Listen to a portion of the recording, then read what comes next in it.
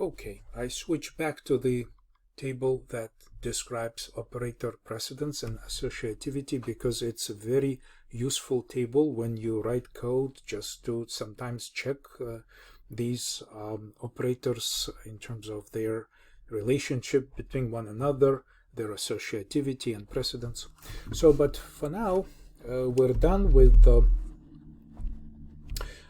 logical operators and or, and now we're moving on to loops. So let's talk a little bit about loop structures. We have already seen a while loop that takes some sort of condition, right? So that's just the general structure condition, and as long as this condition is true, it will continuously do something right here, right? So it will just keep doing it. For example, let's print numbers. Let's say that we have to print numbers 1, 2, 3, 4, 5. Okay, so how could we approach this? Of course, we need some kind of variable, count perhaps, and we can initialize it to 1. And then our condition could be, right? Our condition could be that count is less or greater 5. Okay, to be exact. And we will now print stdc out print count, and it seems like it's adding a space in our output, so just add space right here, and yeah, so that's all we want to print. And we can print new line outside of the loop when we exit the loop. So right here we'll just print new line. Okay, something like this. So we have a condition which kind of derives itself from the initial idea that we want to print these numbers.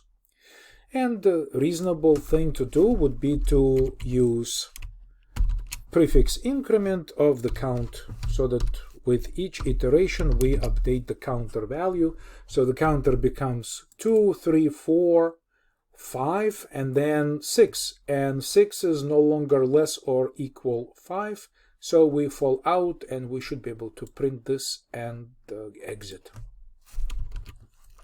Let's do a quick check of this logic, just to see if everything is working as expected to run. So 1, 2, 3, 4, 5, pretty good. Okay.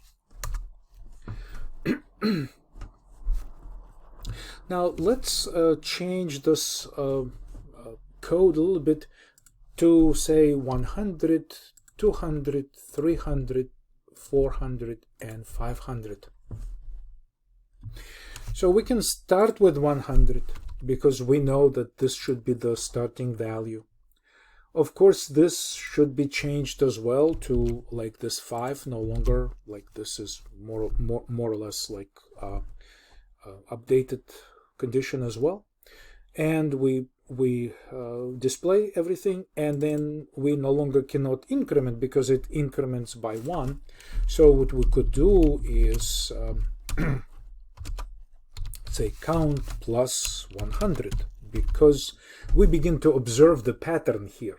200, 300, everything is incremented by 100. So of course this is extremely trivial and just nothing unexpected or strange happening, just we keep doing it and it happens.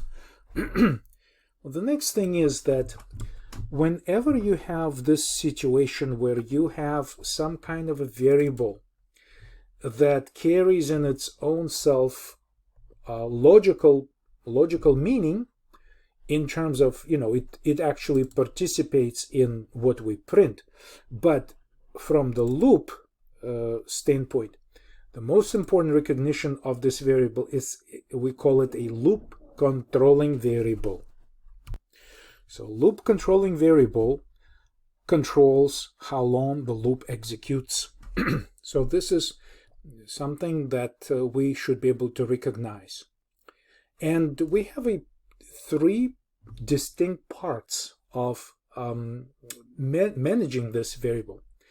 We can say that this is an initialization statement, right? So this is our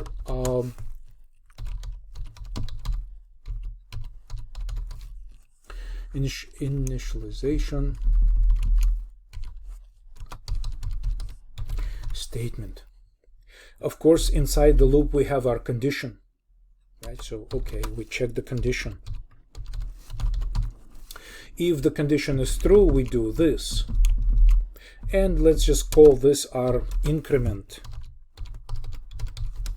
statement, right? So it increments the loop controlling variable by 100 on each iteration. So when you are detecting these very well recognizable parts, you should start thinking about a different loop, like changing this while loop to a for loop. And in terms of this statement, I would call it something like a payload, right? So we do something useful. In the end, we print something. So this is our payload that carries on. So here, we could replace this while loop, which works fine, right? It works. It prints what it's supposed to print. I'll do this one more time. Just copy and paste this. And I guess I'll just duplicate it right here. And replace this while loop with the for loop. So for loop uses all three: initialization, condition, and increment. And there we call it increment decrement statement, because most of the time, or like, you know, a lot of times, this variable that controls the loop has to do something with the number of iterations or some sort of derivative of that. So it's pretty close to this counter that we have right here. Okay, so how do we change this? We can take this entire initialization statement with the semicolon like this and place it inside this for loop parentheses. Then comes the condition where it is right now, and we also must use the semicolon after it. Is just part of for syntax. And there you say, because this increment statement must occur on every iteration. That's what we want. Like every time we enter the loop, we want to increment before the next iteration. So we cut it from here and we place it right here. Okay, so notice there are two semicolons. Okay, so these are semicolons. No semicolon over here. This is a syntax error. Okay, if you try something like this, this is a syntax error. So it's semicolons here are used sort of like delimiters. Okay, so this increment, decrement, all of the three, I'll get rid of this semicolon and I'll move my comments to the top and just align them like this. And this is condition in the middle between initialization and increment, decrement. So this is a way to structure this loop like this. And how about we just run it, just to be sure that everything appears to be working correctly. I build it, I run it, and you see that it does exactly the same thing. So really, there was no change in the initialization or condition or increment statement. In my case, I'm incrementing this variable by 100 on each iteration. The dynamics have changed just a little bit. I'd like to demonstrate this to you. So the dynamics have changed like this. So first of all, of course, we execute this initialization statement. This is step number one, right? So this is step number one, and this is done only once. Initialization happens only once. So once done, it's like out of the way. Okay, done. Counter variable exists, and this is out of the way. So we can kind of like scratch it out and forget about it, because it happens once, puts counter at a certain value, and this is all. now we have this variable. The next thing that happens is this condition. We check the condition is true, of course. So from initialization, we're jumping to the second part, which is condition. And we check it first time. If it's false, we may never enter this loop.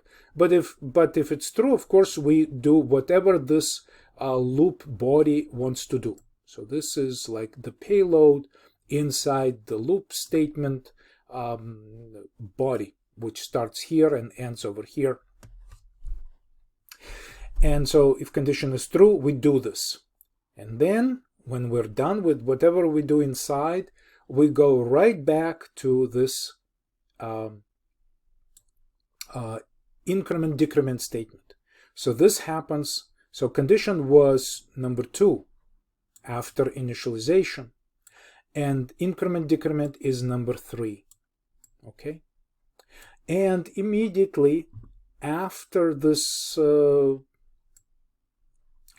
increment decrement, whatever we do in this portion of the loop syntax, we jump right back to the condition. Okay, so this is how we loop. Initialization once, condition, inside the body, go back to actually first time we execute this increment statement, and then go back to the condition. I'd like to highlight for you that the first condition check is done immediately after initialization.